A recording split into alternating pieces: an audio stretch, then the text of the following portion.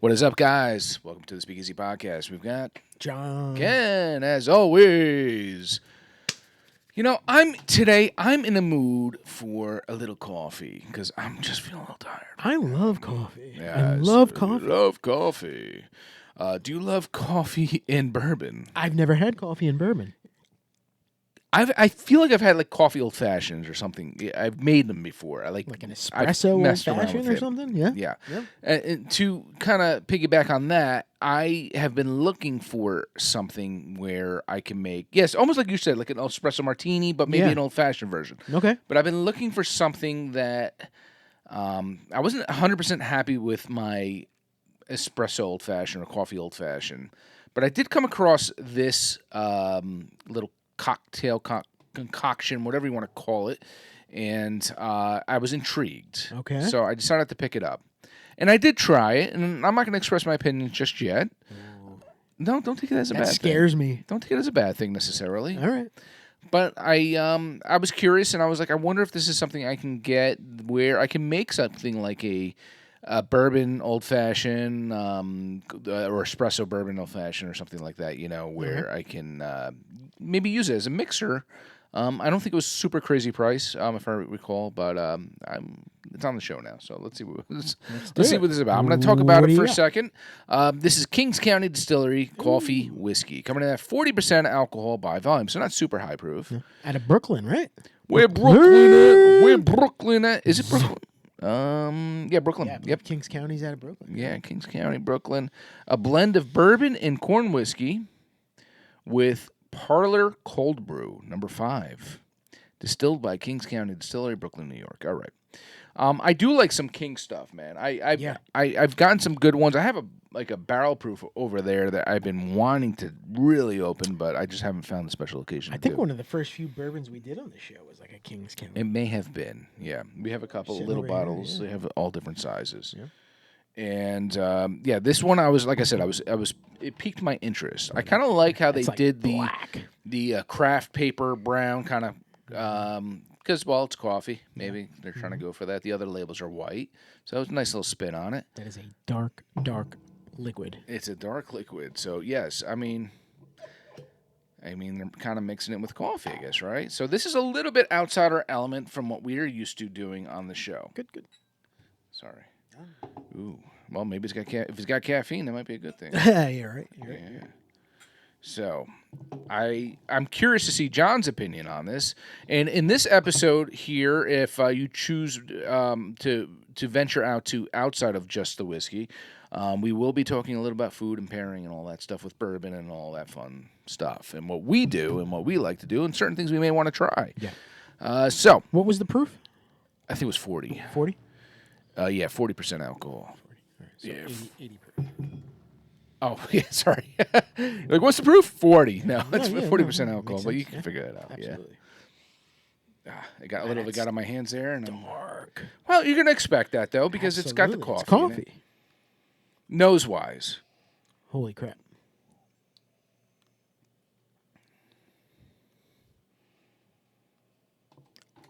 It's not coffee.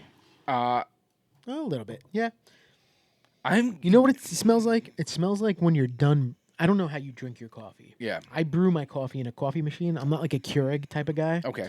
And when you empty the filter of coffee beans, that's what it smells like. Okay, so kind of like the remnants. Yeah, the remnants of the coffee. Can I throw something out there? Please. And I remember making this comment when I had this with my buddy, and I'm going to bring it back up again now. Okay. I'm getting like a bread note. I'm getting almost like the crust of a bread. Like that dark outside, obviously. What's the crust? I guess. Yeah, it'd be the crust. Yeah. Crust. Yeah. I'm getting that kind of like a slight maltiness, but bread. I would say overall like a nice a bread aroma. And I'm getting a little bit of molasses, maybe. Okay. Anything you can say that you know? What do you got there? Which one are you trying? I smelled the malt. The malt. Okay. A little hint of that. A little hint. Yeah. Yeah. I got you. Little hint of that. Yep. And do I have a coffee somewhere? Yes, you do. All right. Let's go. Now, I want you to smell that, then smell that, and smell. You can go back and forth. You're probably not going to get as much of that coffee aroma, but maybe hints of it, maybe. Little hints. Little hints. Like I said, it's like it's subtle. It's like the aftermath of that. Yeah, of this, yeah. I don't have a bread aroma, but I've done like what's the tequila with coffee? Like Patron, espresso Patron. I feel like it's got like that similar smell. As you were saying that, Yeah. I was thinking that. Yeah? I'm almost getting a coffee tequila note on this. Yeah. But it just could be just a flashback memory. Like Right, exactly. You know? But you hit the nail on the head. I feel like I've had this where it made me sick and I'm going to have it again. So a Patron coffee is what John is saying, and I'm kind of agreeing with him on the nose. Yeah. And just to tell you the future, I don't think you're going to get that on the palate. So, okay. I hope not. Okay. Yes, that's a good thing if you don't get it on the palate. Yeah. So let's try this out. Cheers. All right.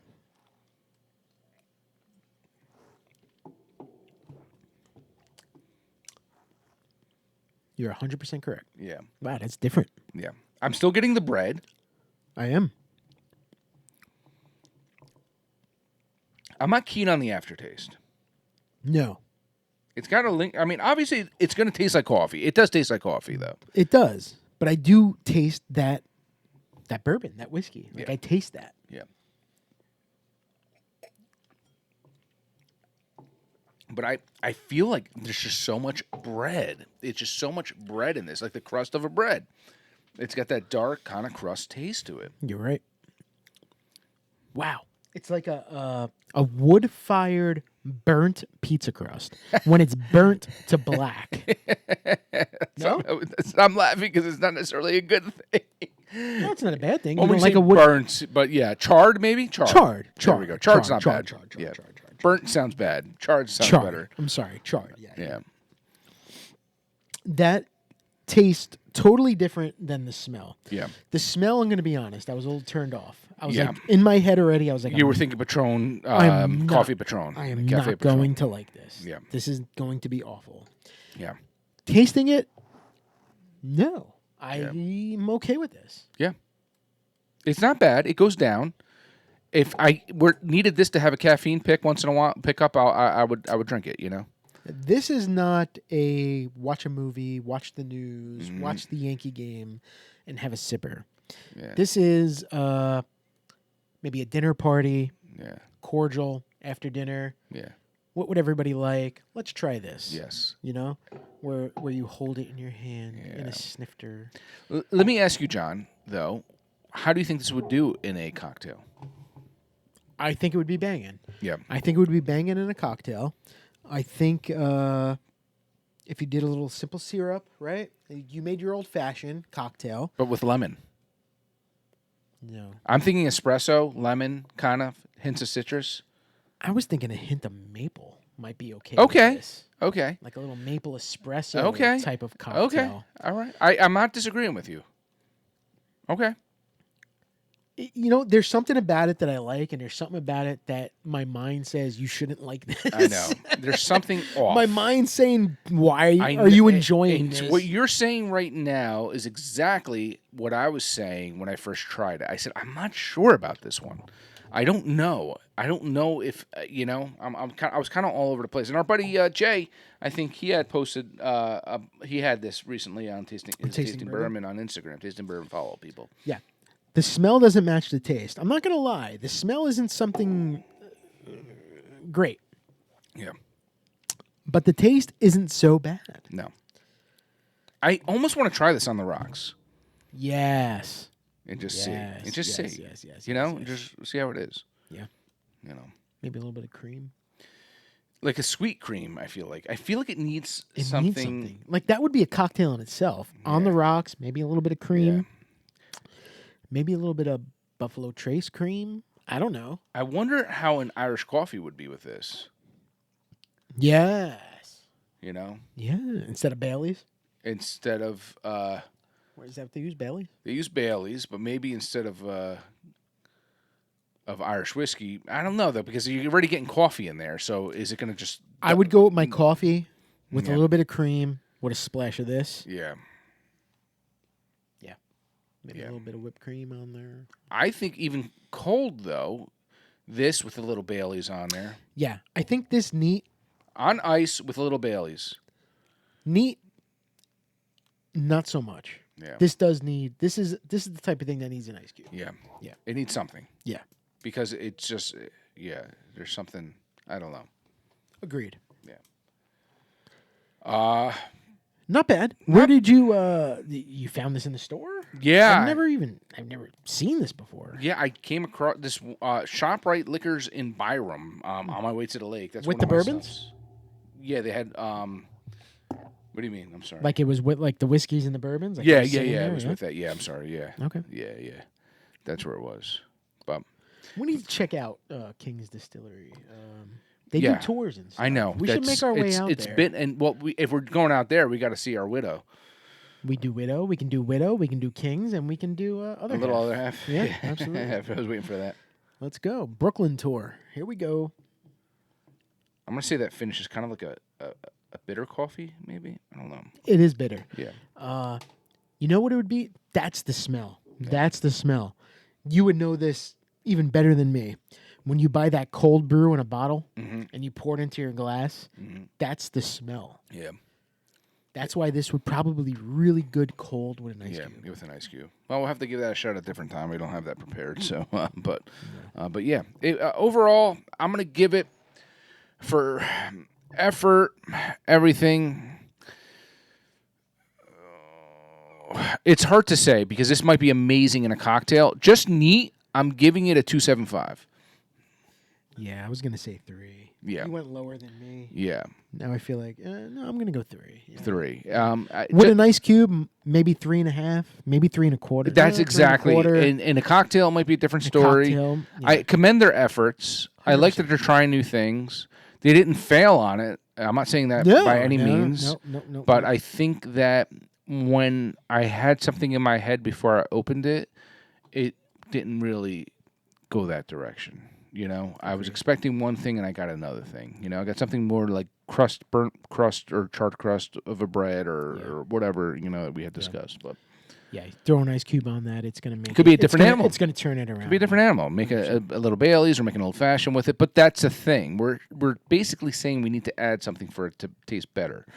But who knows? Maybe their intention was never to have this drink and neat, and maybe their intention was to do that. So who knows? Hey.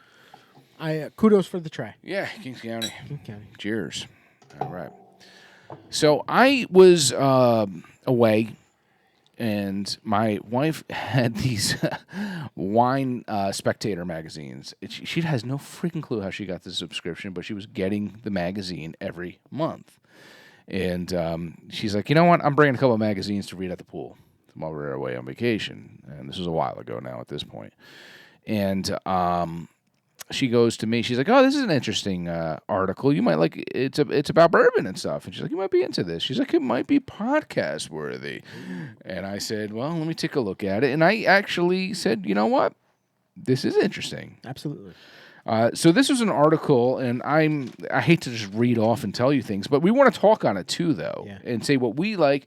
And it's about bourbon pairing. Yeah. Let's talk about how you destroyed a magazine though by ripping it out. You could have just brought the whole magazine. No, she definitely chucked the magazine because she didn't feel like carrying it around. So she just read it, and that's how she'll read it and throw it away. Let's kill the trees. Let's start with the starters, and we'll talk a little bit on that. Yeah, and we'll go from there. Starters would be like your appetizer, right? Exactly. And we're talking bourbon pairing, basically.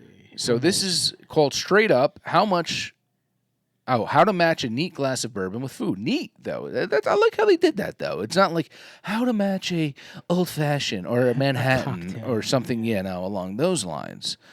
So that, it seems interesting. So what are they saying? And John and I are going to give our opinions on this. Starters. Beginning at low proof keeps the palate fresh. Basil Hayden at 80 proof still complements a salad dressing with its zesty rye-forward grain recipe. It's also helpful to choose youth. At about 3 years, the youngster Rabbit Hole Cave Hill 90 proof is still sassy with fruit and spice notes. Okay. I can see where they're going with this, and I can see why they say low proof, Low proof, starter, Yeah. my first whiskey. Yeah. Basil Hayden, I can't even do, because for me personally, it's just too low proof for me. I was trying to think of Basil Hayden 80 proof. I mean, that's not even bourbon. That's Like, we had the smoke one or whatever. Was that what in it? our smoked old fashioned. Yeah. Oh, was it a smoked one or a toasted one? Toasted. That's what it was. Yes. Sorry, my fault. But yes, we had the toasted one, and it's not bad, but but I could see that where they're saying to pair it though. You're starting low. You got to make your way up. I know. Right? It's like the appetizer. It's Yeah. just a little bit. But they're saying to pair with a salad here, so that's okay. interesting. Yeah. Can't recall ever having bourbon with salad unless it was like a old fashioned and my food came with a salad. I don't really I've never order had salad. bourbon neat with any food. I've always had like an old fashioned or a cocktail. Exactly. Yeah. But that's one of those I can't knock until I try it. Right. It's like pairing wine. Yeah, but I can see where they're going with the low proof and pairing it with the greens. Next course. Well, it's actually being more specific. If you're having red meat, okay, that I can absolutely do some neat bourbon with. I think. tried it. Yeah, but we'll talk on that in a second. Bourbon and red meat makes an almost can't go wrong pairing because both are savory and full-bodied. But each cut deserves special consideration. Ribeye, the big boy. I love ribeyes, man. I love a good, solid ribeye, John. Yeah. That's my go-to lately, is a nice ribeye with nice marbling. And Bone-in?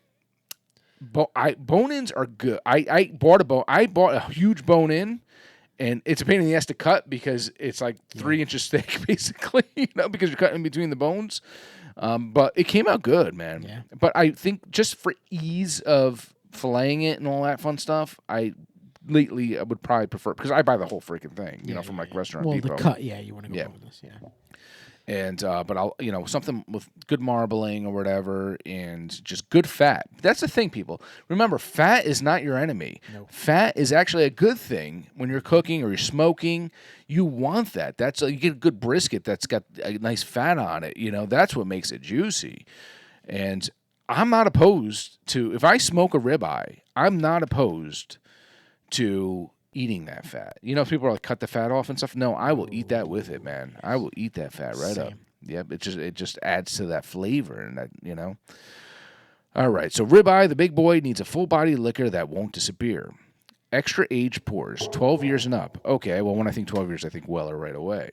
Aren't just mellow, they have charred notes to go with the whiskey's inherent caramel and vanilla. Consider Jefferson's 18. Well, that's an 18 year. Okay. I mean, they're a little unrealistic with this because now I see they say Baker's 13 and Pappy Van Winkle 15. Okay. Yeah. Well, that's not realistic. No, we're eating. Yeah, we're eating. Yeah. We're not. $1,000. Oh, hold on. Let me break out the Pappy 15. One second, guys. Who wants some? Yeah. Super high proof whiskeys such as the barrel proof editions from Elijah Craig and E.H. Taylor. Okay. Elijah Craig barrel proof you can get. So I like that suggestion better. E.H. Taylor is a little pricier, but you can get it. I like that suggestion. It will also balance nicely. Filet mignon, among the leanest of steak cuts, deserves not only delicate treatment, but a range of flavors to complement its own. With its wheat recipe, Maker's Mark is smooth yet complex. The number 46 version featuring extra aging with seared French oak staves is toasty. Okay. Veal, the tenderest of red meats, requires a whiskey that won't overpower it, but still offers a range of tasting notes that will set off its subtle charms. Eagle Rare 10 year is more toffee than caramel, and its citrus leans to sweet orange, not lemon. And finally, on the red meat section, lamb is usually described as savory and gamey, but its tanginess is what separates it from beef and makes it a candidate for pairing with Woodford Reserve, a whiskey with a high rye content and notes of cinnamon, maple, cocoa, and that perennial lamb partner, mint. Interesting. I like that. I like this one. That was good. Yeah. I mean, the Pappy 15 shit, you could throw that right out the window. Exactly. But I like the other suggestions here. Eagle Rare being one that you can absolutely get. Do you find yourself doing whiskey with steaks at all, John, or no? I don't. Okay. I don't. On all honesty, I don't really eat red meat anymore. So. Okay. Okay. If it was 6 months ago, do you? More than that. More than that. Yeah. Yeah. I haven't eaten red meat in years, really. Oh, okay. Okay. Once in a while, a good burger, but that's Okay. about it. That's about it. Well, what would you pair a burger with? I could see a good Woodford. Yeah, absolutely. Okay. Absolutely. Yeah. I've never, and that's what I like about this article, and it's not necessarily that I'm all about their suggestions, because I'm not, like I said, once again, the Pappy 15. I like that they are suggesting at all to have something neat with these foods. Yeah, 100%. Because I don't see that. No, you're thinking hot dinner, hot food, a cold beverage. Well, you think steak, you think red wine, you think fish, you think, maybe white wine or whatever, even though that's kind of, nowadays been disproven, where you need to have one with the other or vice versa. Drink what you want with whatever. Exactly. But I'm not opposed to it, and I actually might keep this and try a couple of these. How about dessert? Well, hold on. We got to go to fowl. Oh, what's that? Chicken? Yes. Fowl is chicken. With both white and dark meat is hard to generalize about with a grilled breast. It's fun to build on the mild canvas with the contrasting flavors of charcoal and fruit that Blanton's presents. Okay, Blanton's a little bit easier to get nowadays. Heavily spiced wings and fried chicken suggest an entry-level but formidable bourbons such as Jim Beam, Heaven Hill, or Evan Williams Black. The same applies to other white meat and pork ribs. Okay. So I couldn't picture myself having a neat bourbon while eating like buffalo wings. The spice with the warm spice liquid to me does not match. No, we don't want any of that. Would you do a Hot honey? a Good Times hot? This might be good with a hot honey pizza, though. No. I'm going to be honest. I never want that again. Good thing you didn't get in on that one, man. But when we did go to Kentucky and we did go to Jim Beam, we had like a empanada, which was a little spicy. Yeah. And we had that Jim Beam Mint julep. It was a mint julep, but it was a little bit of Jim Beam. So in a cocktail, maybe. Straight up neat, I'm not doing that with some type of spicy chicken. No. Okay. I'm not doing it. I feel like it'd have to be, I almost like want to go cocktail right away, but I wouldn't be opposed to doing something that was a little lower proof, and just to give it a shot. Neat? I don't know. Warm? That's what makes this article so interesting, because this is new to me. I've never really seen people pairing certain things, but I'm not opposed to the suggestions. Don't knock it till you try it. That's the way I'm going into it with this. Absolutely. And it could be horrible. We're just reading this, and we're giving our opinions. Fish. It's best not to overpower white fish with extremely full-body whiskey, lest you drown its charms. But complexity of flavor is a must. That's where Michter's toasted barrel finish fits the bill. Interesting. A secondary aging in toasted, not charred barrels adds delicate notes of cinnamon, brown sugar, vanilla, and, toast. For fattier fish, I guess that'd be like a swordfish or I don't know. What's a fattier fish? Salmon? I don't know. Try Jack Daniel's Bottle and Bond. Okay. I mean, technically, it's a Tennessee whiskey, but it passes for a bourbon, and it's bold, sweet, and oaky with caramel, meaty, fruit, and baking spices. Okay. I think a fat fish would be more like maybe like a bass. I don't know. Yeah, I just think, I know salmon's a little fattier, I feel like, but I don't know. Yeah. Whiting. I think whiting might be a little... Yeah. Okay. I can see that, though. I can see pairing a whiskey or a bourbon with fish, right? Fish is very subtle. It's not heavy. It's not heavy. So yeah, I can see that. Okay. I don't hate on it. But I think a lot of times, here's the issue. When you start diving into fish, and like John had mentioned before about like if you're having wings, when you think wings, you think buffalo wings, you think like that. When you're having fish, a lot of times you can get something that has some kind of like pesto or some kind of sauce or lemon or butter or something. Lemon, yeah. Mm-hmm. So it would have to go with that as well. Mm-hmm. How often are you getting fish that is just straight up plain fish? Doesn't always happen all, you know, No. there's usually something on there, Yeah, I feel like. absolutely, So absolutely. I don't know if that would throw that off Yeah. necessarily. Finally, like John had mentioned before, dessert. Sure, they make bonbons with chocolate and whiskey, but cutting out the middleman and creating your own custom cohesion of the two renders better results. The notes of vanilla, maple, candy, toffee, and orange in Old Forester 100 proof comes alive with chocolate. Old Forester 100 proof. Is that like the store pick ones we get, like the 100 proof ones? I don't know. I wonder. Pairing with ice cream is an opportunity to go against type. Choose a full body bourbon at higher proof. Okay, well, when you say higher proof, I mean 100 is like kind of like mid. So Yeah. like I've had bourbons that are 130 something proof. Yeah. Choose a full body bourbon at higher proof. The cream will mellow the edges and fetch hidden flavors. Russell's Reserve 15-year. Oh, because that's so easy to find. Yeah. At 117.2 proof and unfiltered. Has plenty of secrets to work with, especially its cherry notes. I feel like this guy who wrote this is bragging I'm gonna right pair now. my $300 Yeah, bottle yeah, I of think he's Russell's bragging with right now. a scoop of vanilla ice cream. Cheese is a kind of a no-brainer. It's normally enjoyed with sherry and port, so try one of the bourbons that are extra aged in casks, formerly used to age those wines. I'm thinking Angel's Envy or something. What are they saying?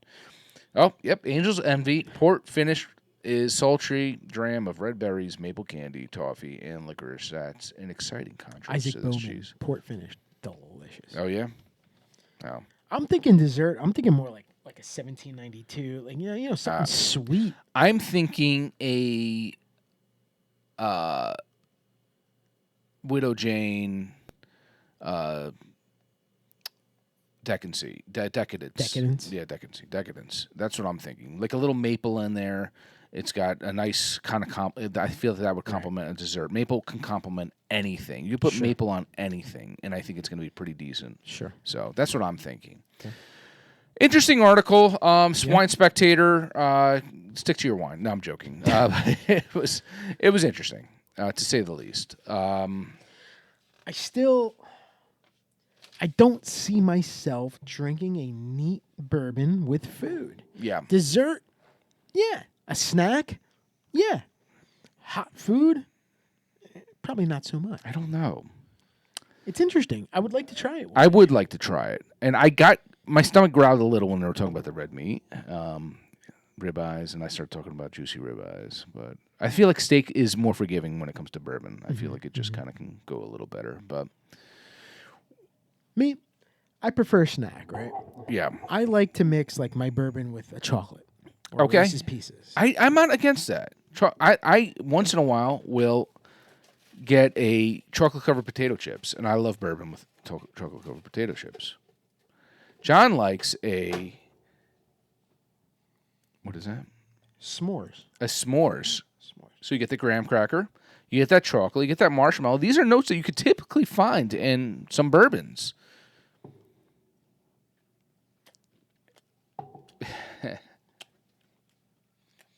Not so much the coffee. Not so much the coffee. Maybe a regular bourbon that doesn't have a taste to it already. Something else, maybe. But I'll tell you, man, chocolate and bourbon. Yeah. Can you pass that over for me right there? I can. I personally like to have a little bit of a peanut butter pretzel. Get the little peanut butter inside and your little bites here.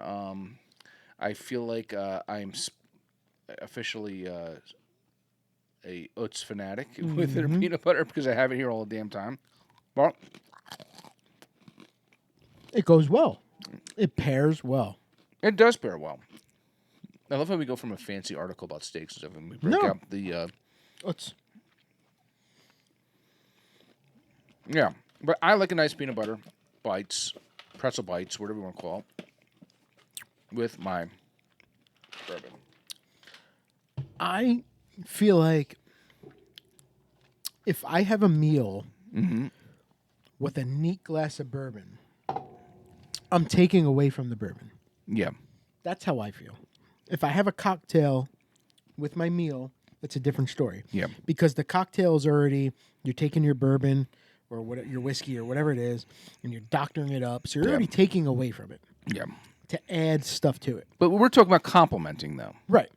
I don't feel like any type of bourbon would complement a hot meal ready to go. Okay. Dessert and snack, maybe. Okay. Maybe. Scoops. My head automatically goes to like Tostitos scoops. Okay. I would love to throw some scoops in my mouth. Yeah. Maybe while drinking a bourbon. Well, it makes sense because it's a corn chip. Bourbon has corn. That kind of works. Pretzels. Pretzels are another delicious thing. Yeah. And well, with this one in particular, peanut butter, you get a nutty bourbon, something that has notes of, you know, peanuts. Yes. Well, that can work. But if I'm going to sit down with my lamb chops, I feel like having a Buffalo Trace neat is not really going to complement it. Yeah. I know. I need to try it. And I feel like, I don't know if it's going to be a game changer, but I feel like it's not going to be. But Same. yeah. I think I'll stick to my water and I'll stick to my occasional wine. Last year, I went to the Atlantis in the Bahamas, right? And we went to a very expensive steakhouse. Mm-hmm. And I ordered... I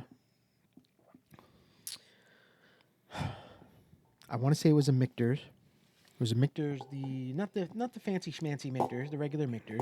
Or like a small batch kind of? Small batch. All right. Over ice, right? Okay. Chilled. Okay. And I had that with my meal. All right. I did have fish that night, All right. and it was fine. Okay. I feel like if I wasn't on ice and it was warm, like meat, it would not have hit the same way. Gotcha. Hot meal, warm drink, negative. Yeah. Warm meal, cocktail with an ice cube, delicious. Same as dessert. Ice cream, warm drink, okay. Yeah. A chilled cake, warm drink, okay. Yeah. Yeah. That's how I see it. Okay. Makes sense. And you're thinking like most people would think. But once again, We don't know until you try it. yeah. It sounds interesting. I commend their efforts in this article. And this is coming from a guy who puts ice in his red wine. So, who am I? Right? Yeah. That is kind of weird. We don't do much. We're not a wine podcast or anything by no means. No. But in theory, when you do have wine, if you have like a red wine, and unless you keep it in your cellar, and say you keep it in your upstairs or something in your house where it might be a little warmer or something, cellar is typically cooler. Yeah. And it's an area where all year round you can keep your wine, and it's going to be relatively consistent, I feel like. I like my wine cold. I put ice in it. So when I have red wine, if it's one that is sitting in a room that is maybe, say, 70 degrees and plus, I will throw it in the fridge for about 20 minutes before having it. Chill it a little. And it's not to make it cold; it's to make it cellar temp. Okay. But I'm really no wine expert. But if I do have it, that's what I would do. Yeah. So yeah, that was interesting. That was very. Yeah. It's something that I've had on the back burner because I've had this article for some time, and I said, you know what, we need to visit this because this is interesting, and I kind of want to share this. Just because people don't, when they think drinking bourbon neat, it's not something that they automatically jump to. And you got a nice chocolate bread pudding recipe on the other side. I love bread pudding. Bread pudding is probably my top 3 favorite desserts of all time. So you got straight up the article, and then you got some. So if one fails you, maybe the other one will do you good. And it's got bourbon sauce there too. Hell yeah. Yeah. With Woodford Reserve Double Oak. What is that back there? That's your favorite, dude. Yeah. You love that double oaked. I love it. I don't own it, but I love it. Yeah. But that was fun. We're happy to share that with you. Hopefully we didn't bore you too much on that. But if you watch us and you like bourbon and stuff, every once in a while we like to dedicate more than just a whiskey to an episode and talk a little bit more about the bourbon we're having. Yeah. Did we ever cut that just a whiskey or not? I'm trying to remember if we cheers that or not. I think we did. I think we did. Okay. Yeah, I'm sort of wondering. I was looking. I was like, "Cut what? What were we doing?" No, we like to yeah, have our transition, but I was wondering if we did or not. But we did it. We did it. All right, cool. That was fun. Cheers to Kings County. We like the effort. We like what you did here. It's different. We're not hating on it. It's a little bit outside of what I might have expected for this, and John and I, we say it all the time. We're going to give you our honest opinion on things and tell you what we think. We're honest to a fault sometimes. Yeah. Yes. But I think we did okay here. I think we did okay, and I kind of want to experiment with that and maybe do a couple of other things with it and see what happens. So cheers to those, Kings County. John, it's well, you giving me a look. Swell. Oh, it was It's swell. a swell podcast. I thought you were like going to say like, Ken, really? We didn't talk about something. Nope. No, we're good. We're good. Cheers to you guys. All right.